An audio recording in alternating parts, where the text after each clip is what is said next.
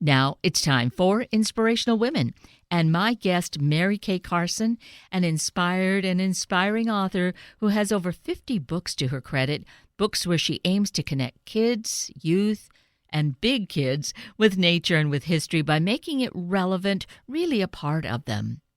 Mary Kay's latest series of books just out is called Outdoor School. It's an interactive way of inspiring kids to be outdoors and finding their connection to all of nature. And it just might be the thing to wrap up the summer of vacation time and get ready to see the seasons change in the way all nature plays in harmony. Good morning, Mary Kay. How wonderful to speak with you this morning.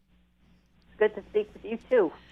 You are on a very busy trek this morning with all the conversations about this wonderful series, Outdoor School. I am, but I'm excited to talk to someone in Seattle. I was actually born in Marysville many years ago. Oh, my goodness. Well, you are a Washingtonian then, for sure. Well, you know, where you live now in Ohio, it sounds like a beautiful area because even though it sounds like you're in the city, but you're on kind of an expansive property. Yes, you know, Cincinnati is an interesting place because it is very, very hilly because it's in the Ohio River Valley. And so Cincinnati is a very old city, and so there's a lot of unbuildable hillsides. And so those have all become green space over the years, and now most of them are protected green space. So it's, you know, for a city, there's actually a lot of green space. Well, you are fortunate going back then to your roots and being born in Marysville. You might not recognize it these days because I think I dare say that Seattle to Marysville is almost continuous, building homes, all sorts of things. You're kind of hard pressed to find green space. Yeah, I haven't been back to. I've been back to Seattle, and I have friends, you know, on the peninsula that I visit, but I haven't actually. We left when I was a tiny baby, so it's not like I have a lot of memories from Marysville, but that's kind of the way the world, isn't it? All these little towns are just sort of now becoming suburbs Of the big cities. But that's where you come in with all your wonderful writing and your passion for education and for science in being able to help kids and even us big kids navigate the world so that we can really find all the beauty and the nature that is around us. Yeah, it is. You know, you could put a kid outside and, you know, they can say, oh, there's nothing to do out here, but there's lots to do out there. And once they sort of find out what there is to do, I feel like once they get started, it's a lifetime of endless fascination, right? Nature for me has been a lifetime of endless fascination, and, you know, that's what I hope kids get a sense of, is that there's just so much there to enjoy for their whole life. They'll never get bored. Absolutely. And to that end, you have over 50 books now that you have written for youth, really around, well, there's a lot of history as well as the world of science and nature. Although this morning we want to focus more specifically on Outdoor School and then more specifically on one of the books, which is Animal Watching. So you are certainly, I think, infusing this opportunity for kids to really make this a part of life, that it's not just some lesson they learn in school, that they need to embrace it and they can embrace it. Yes, and you know, you can. I see some of my best.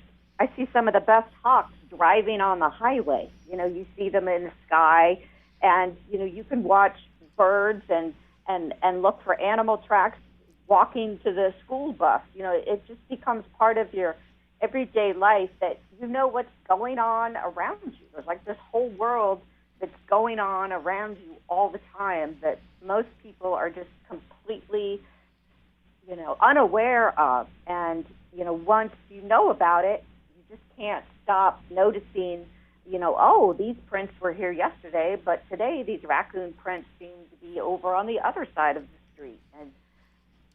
to me, it's like I said, it's just endless fascination and builds an appreciation of nature and our place in it and all that it does for us. Absolutely. And nature is, of course, as you say, it's all around us, and to be able to find it in our urban areas that we don't have to travel great distances is important because, as we were saying just a little earlier, that we our cities are just expanding and it's a lot of suburbs, so it may be hard to get out into nature. So to find what exists there, and as you said, I could relate to driving down the highway and seeing the hawks flying because they are there. They're scouting around for their next meal, right? Mhm. Mhm. Absolutely.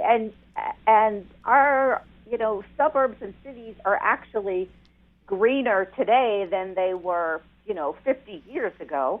And there's lots of wildlife that lives in cities now, right?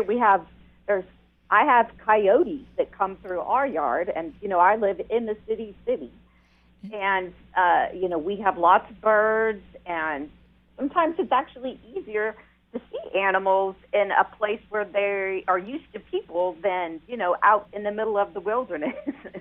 But absolutely, you don't have to go to Yellowstone National Park to look for animals.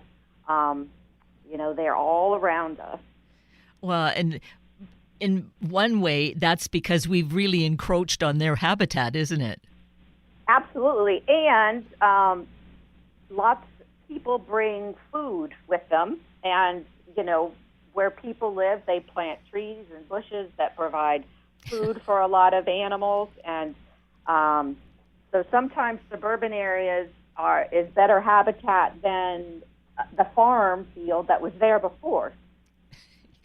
Right. I can attest to that. All the plants and shrubs that I have bought that the deer and the elk have really enjoyed for appetizers. I'm sure they said thank you. They said, thank you. I don't know if they said thank you. Oh, let's imagine they did, right? So I found it interesting, Mary Kay, that some of the areas or the chapters, the segments in the book, Outdoor School Animal Watching, it mentions essential animal watching gear. So is there something in particular we need to be sure we have?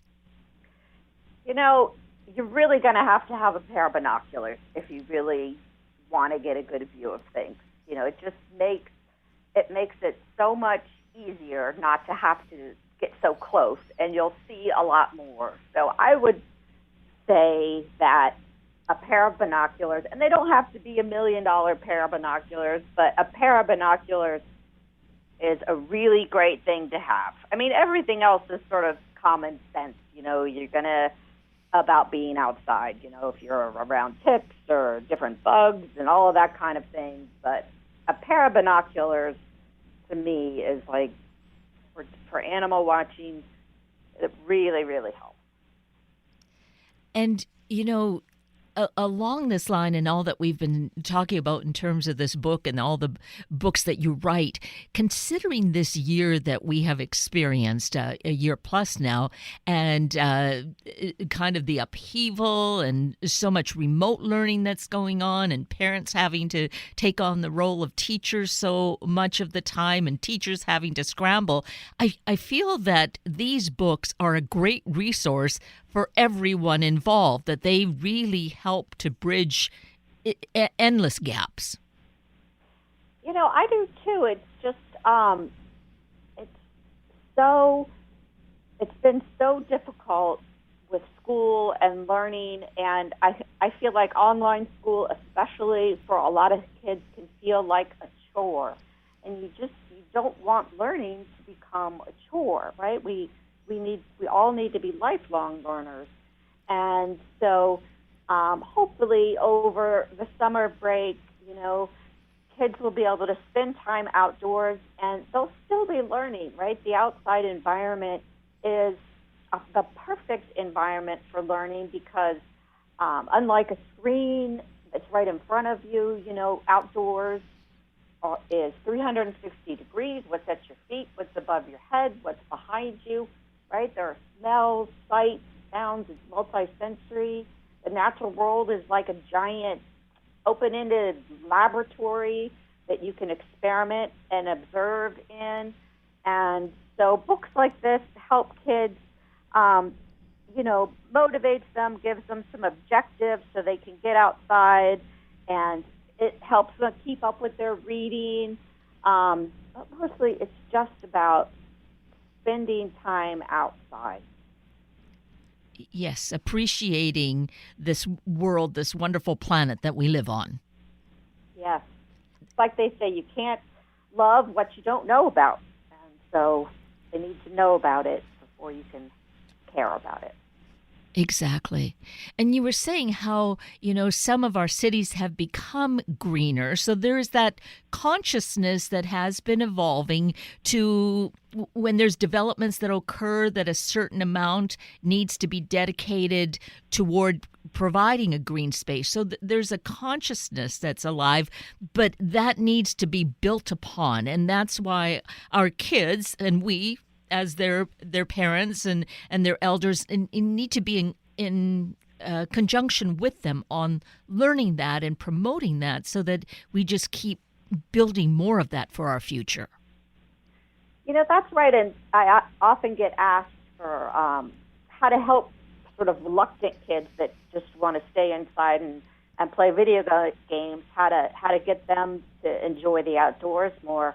And I always start with saying, you don't have a lot of room to demand that. If you're demanding it from the couch, you have to get outside as well. And kids, of course, model the behavior of grown-ups.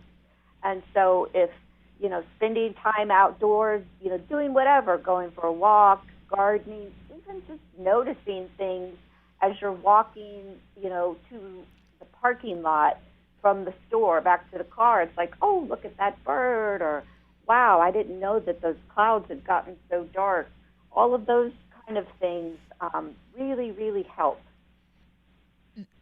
Well, and it helps in learning, but it has that other layer that it's building more of the relationship between you and your kids. Yes, that's a good point. Yes. And it's something that you can share with your kids as they grow older. When I get together with my brother and sister, we always still, find a place to go for a hike, and that's how we spend time together. Exactly, finding some new places we didn't know existed, and how all that came about, the history of it. Yeah. Right. How things change over time. I mean, that's one of the great joys of where I live in some green space, and we've lived here for 15 years and tried to work on some of the invasives and work in some more native plants, and just to see the change over those years, not only of the plants, but the birds and the animals that now show up because of them. There's nothing more rewarding. And that's a great thing to be helping kids to nurture. And I think that they're guided through some of this, or much of this, in outdoor school animal watching, are they not? They are, and it's built in levels of skill. So, you can't most 8-year-olds aren't going to know the names of all the birds, right? So you can't just say, well, go out and find this bird, that bird, and this, when they don't know what they are. And so, we start with an activity that's just, think about how birds live. Some birds live together in flocks, and some birds seem to always be flying by themselves, and some birds seem to be mostly on the ground, and some birds spend a lot of time preening their feathers. And then they can go outside and just find some of these simple behaviors and check them off of a list and write down where they saw them. And now that they sort of build confidence that, yeah, I was able to, see what birds are doing, then we can start with, birds come in different shapes. There's duck shapes and sparrow shapes and hawk shapes. And then they can go out and find birds that have these shapes. And it's through building those skills that they get to the point of, the difference between a fox sparrow and a white crowned sparrow, and the nitty gritty of eye stripes and wing bars. And also their nesting sites, how that Yes. varies.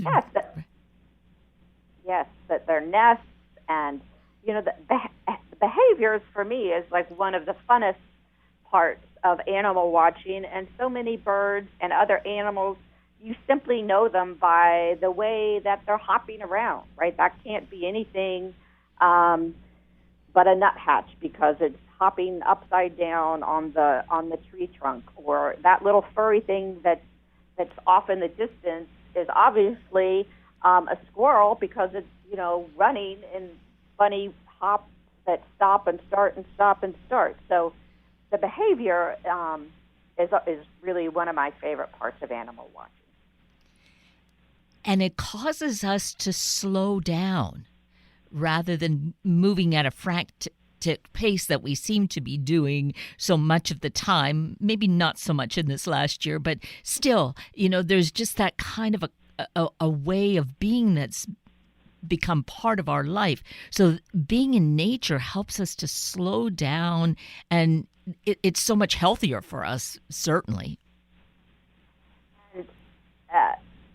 And make you feel like that there's nothing wrong with being slow. Do you know what I'm saying? It's like I could spend all this time, watching some squirrels, and for a second you'll catch yourself feeling a little bit guilty, like, oh, I should be, being more productive or getting something done. And then, you just like, this is how life is. You can just spend the time watching them, and that's how they go about their day. And I don't know, it brings me great comfort. Well, there is comfort in that. There's so much that we can learn from that behavior as to how the animals do live their life, and setting their priorities, and the way that they have their cohesive little family units. Yeah.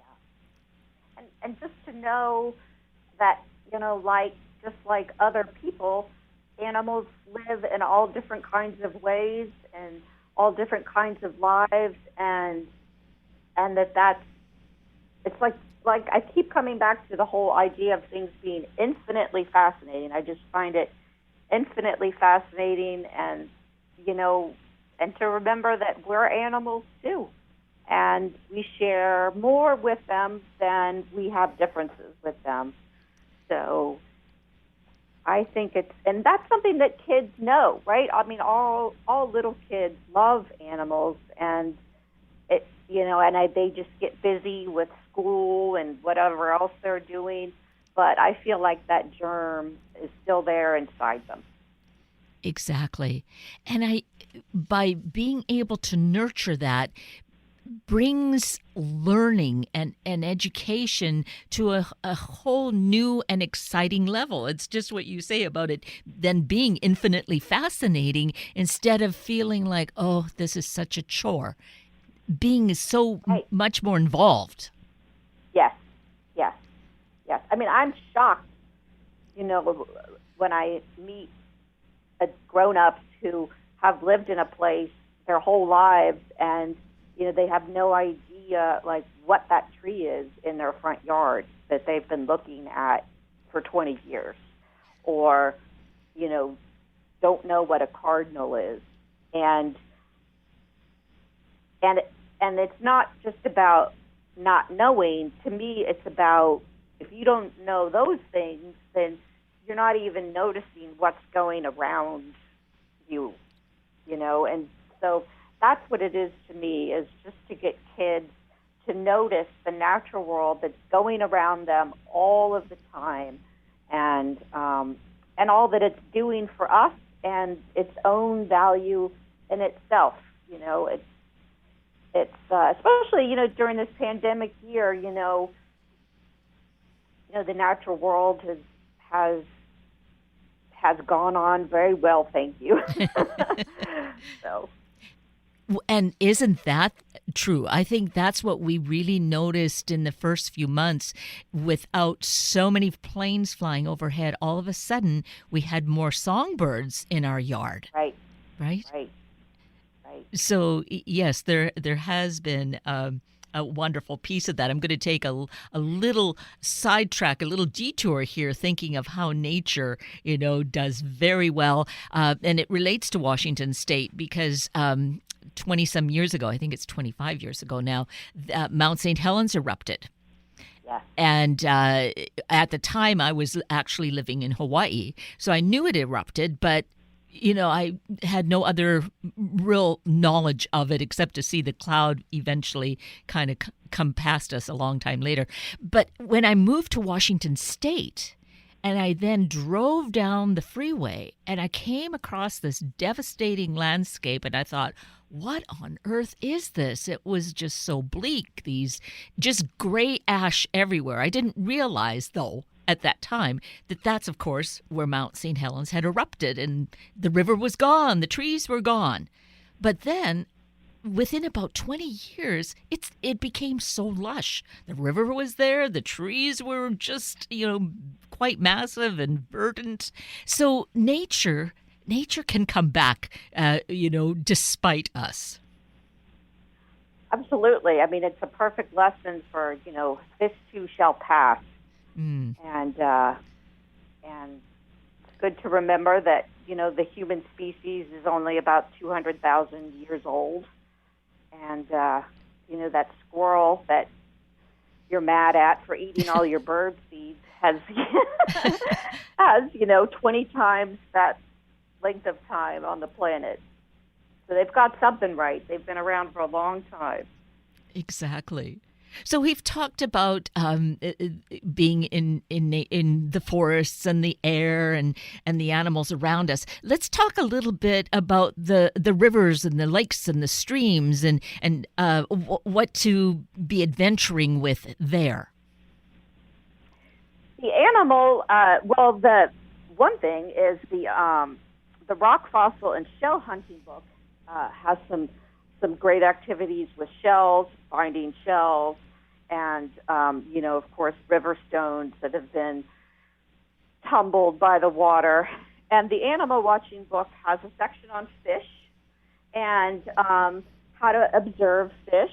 And there's some tricks, to seeing through the water and seeing different kinds of fish. And there's a fun activity that that's fun to do with kids when you're outside at night is, you might have even seen it, you just put a lit flashlight and a rock in a baggie and tape it up good or use a good rubber band and, lower it down with a rope, and then it just lights up, the bottom of the water off the dock or the stream that you're in, and you can just see all the animals, little crawdads and other little fish that are out at night. And it's just just like it is with animals on land, it's a whole nother world in the water after dark. And again, it's just an awareness of all of these things are living and going about their business all the time. And it's nice to know about it. And then from this, I think we'll grow this appreciation of how we are all important parts of living on the planet. Nature, of course, as we were saying, how, we can impede nature, but nature has this intricacy of harmony that goes on, and that we need all of this life in order to survive on this planet. I mean, the natural systems on the planet are what give us oxygen to breathe, right? The plants produce oxygen through photosynthesis. The plants help the water cycle, right? So we have water to drink, air to breathe, and the soil that produces our food is created through generations of life. I mean, these are systems that we depend on, and you can think of it as the earth cares for us through these systems, but we also need to care for it because there's so many people, and our takeover of the planet is so extensive that we actually affect nature now. And so building an appreciation of what life on Earth does for us and how we need to protect it is really important for the next generation. And I hope that they can do a better job than my own generation. Yes, there was hope for our generation, but somehow it's left us lacking. So with your doing this work, though, Mary Kay, writing all these incredible and fascinating books for kids to engage them and draw them in and let them venture out to explore and have this greater understanding, in that way, I think you are playing such an important role for our future. Well, you do what you can. You do what you can, and you're doing what you love, right? Yes, absolutely. Because science is a love of yours, but writing equally. So to be able to put those two together, provides, over 50 books, and certainly this new series of Outdoor School, which I think is just so incredible. So we should say that all of these books are available at all of our favorite book sources, correct? Yes, they are. They're available wherever books are sold. And there are 3 of the nature guides, and then there's also for younger kids that don't read yet, there are some sticker books where they can keep track of what they see by finding the stickers for that plant or animal and sticking them on a picture of it and keep track of what they're seeing that way. Which is fun for younger kids who can't read yet. Right, absolutely. And and you're on all the social media. I know that the website, marykaycarson.com, is a great resource. I mean, it's just so chock full of information in a way to kind of go more in depth and find the resources that we need, correct? Yes.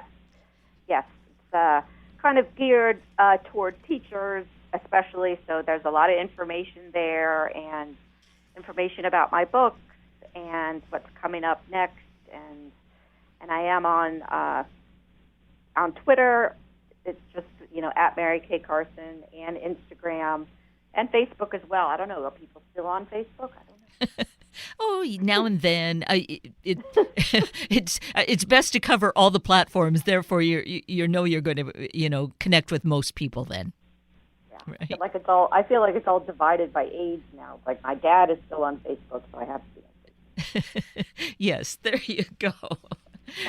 Well, you are just really such an incredibly wonderful person, woman, and an inspiration, and really such a gift to all of us, to our world, to be able to provide this information and inspire. Then it's for us to pick it up, but you do it in such a great way that we are the beneficiaries of all your talents. So thank you for doing the great work, and thank you for spending time with us this morning. Well, thank you for the opportunity, and thank you for caring. Well, it's the very least, right, that any of us can do. So many thanks, Mary Kay. Thank you. That brings us to the end of a very full hour of Inspirational Women with Mary Kay Carson and Sunday Morning Magazine with Dr. Gary Simmons.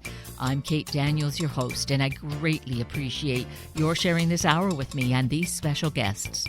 For details you might have missed or information you'd like to know, please just send me an email, kated@warm1069.com, and I will get right back to you. Also, if you'd like to listen again or share these important stories with your family and friends, find the podcast on our Warm 1069 webpage. Just click on the podcast tab, then either of the show names, and then look for the guest names.